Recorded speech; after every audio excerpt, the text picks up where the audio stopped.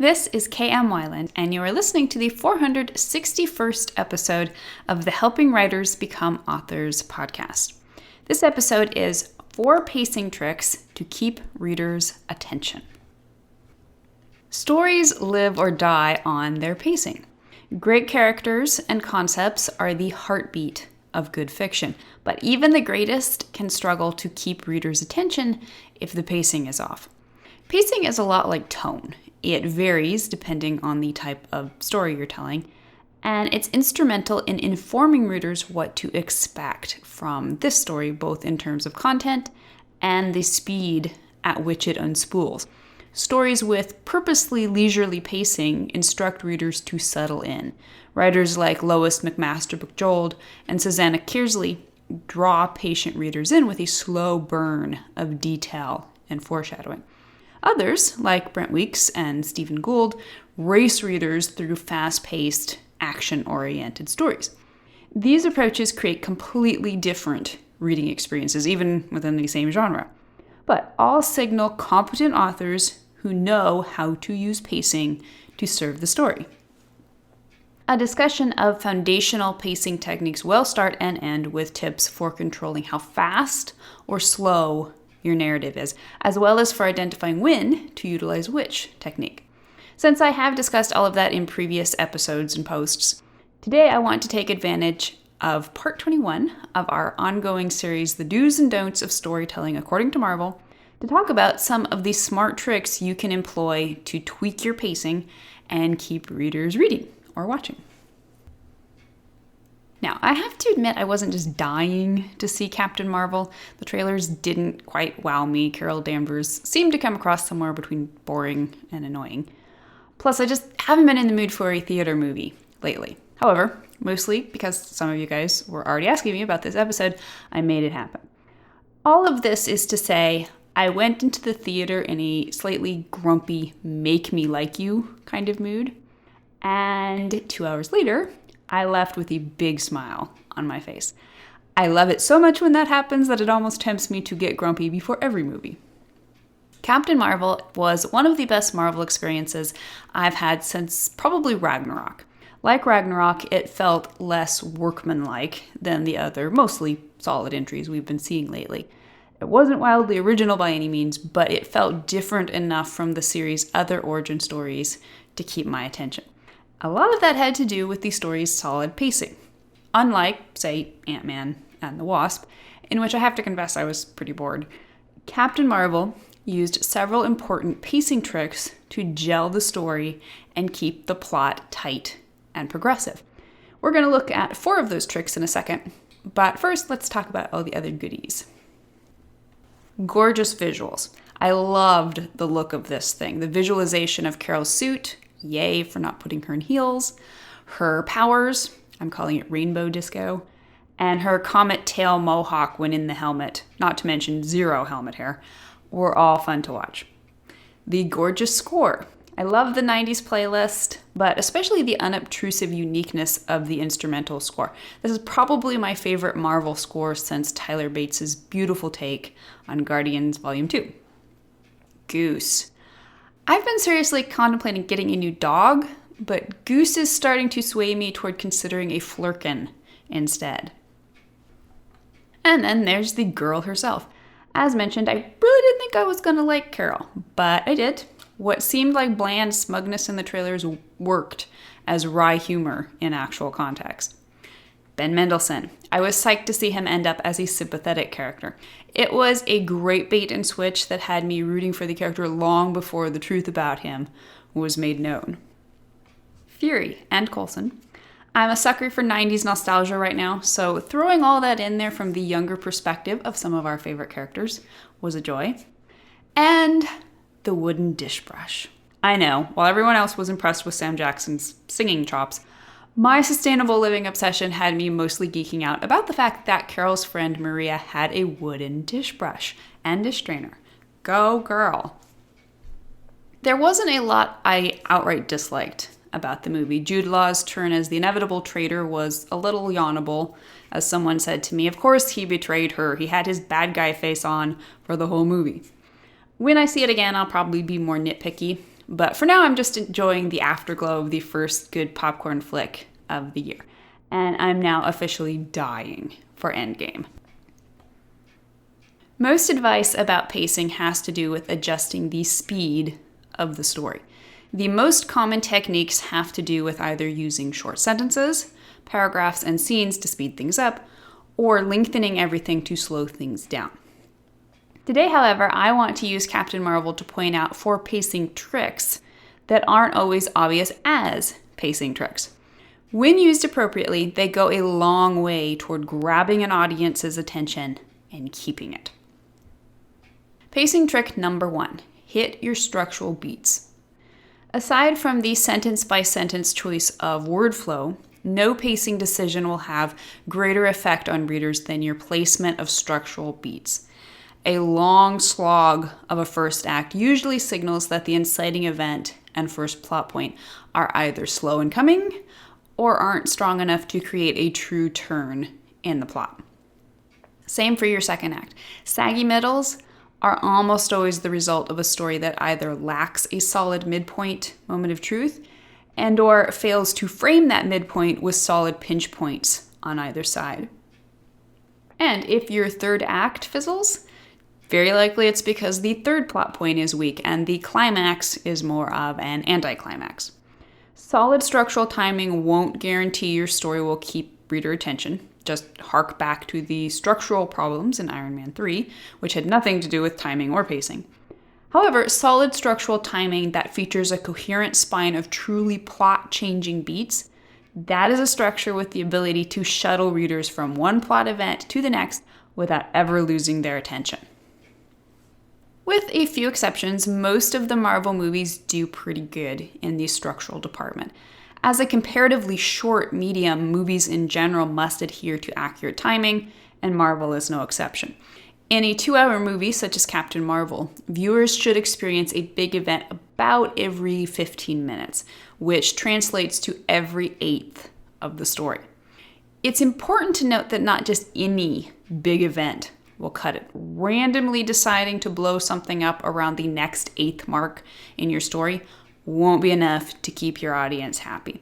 Fireworks aren't nearly as important as change.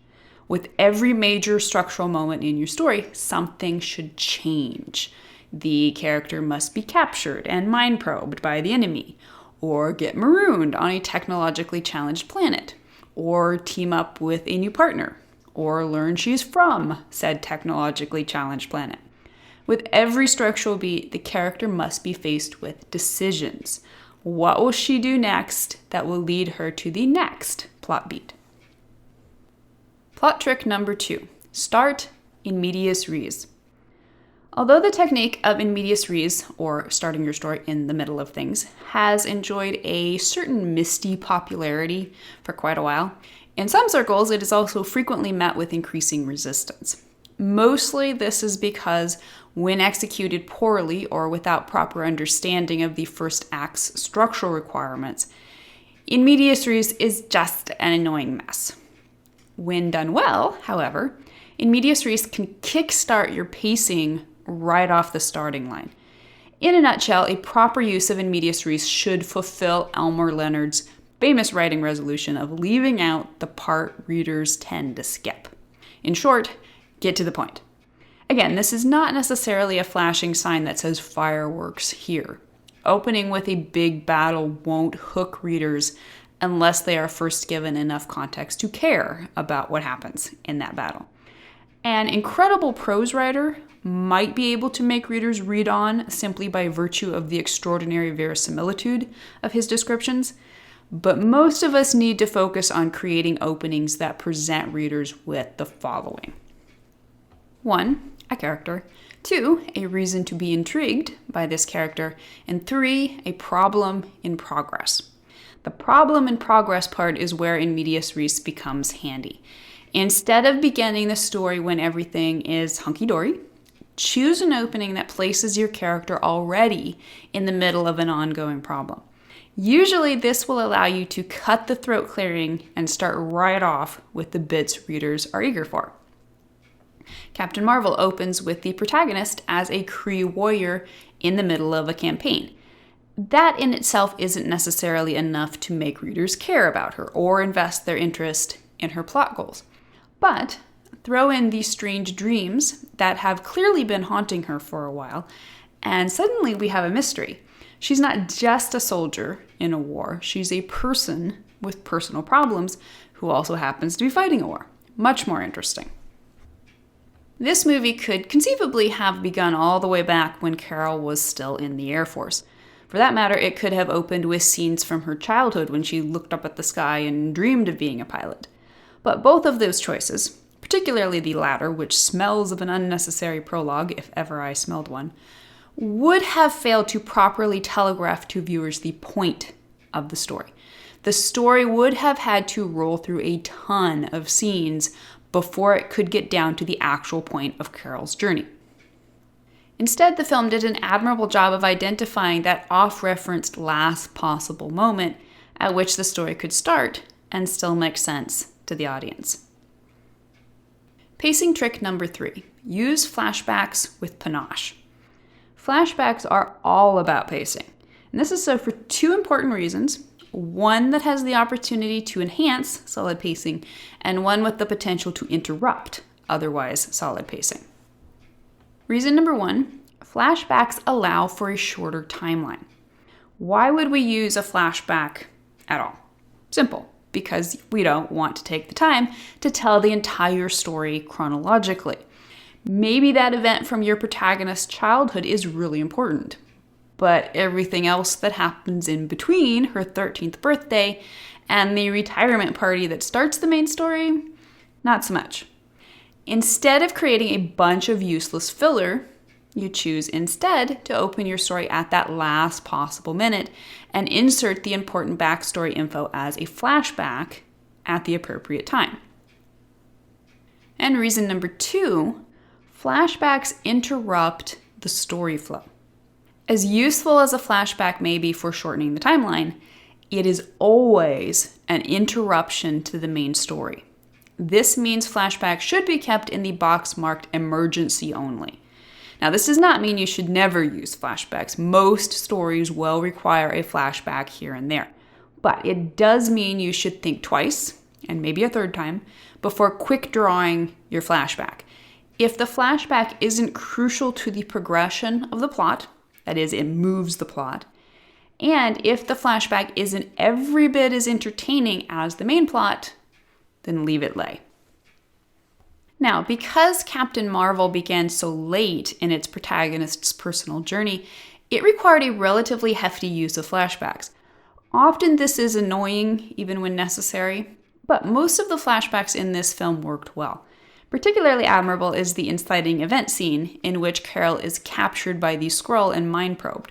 The scene could have just info dumped the necessary information in one of those overly familiar dreamlike haze scenes as Carol emerged from unconsciousness. Instead, it created a clever and amusing sequence in which the Skrull commander Talos repeatedly rewound her memories, forcing her to visualize details she had previously forgotten. Both the audience and Carol received important information that turned, and indeed launched, the plot, but in a way we enjoyed. Because Captain Marvel is really a mystery story, solving the protagonist's amnesia, the flashbacks are given a solid reason to be present. They don't exist merely for self-indulgent or convenient reasons. Rather, they are the entire point of the story. Which leads us to pacing trick number 4, replacing info dumps with revelations. Perhaps the single greatest pacing trick any writer can master is that of luring readers ever deeper into the story via a breadcrumb trail of revelations. The careful dance between foreshadowing and revealing a plot turn is the secret power of master writers. Of course, the first step in creating this fascinating chain of cause and effect is ensuring your story has something worth revealing. Make a list of the most interesting things your characters will learn over the course of the story.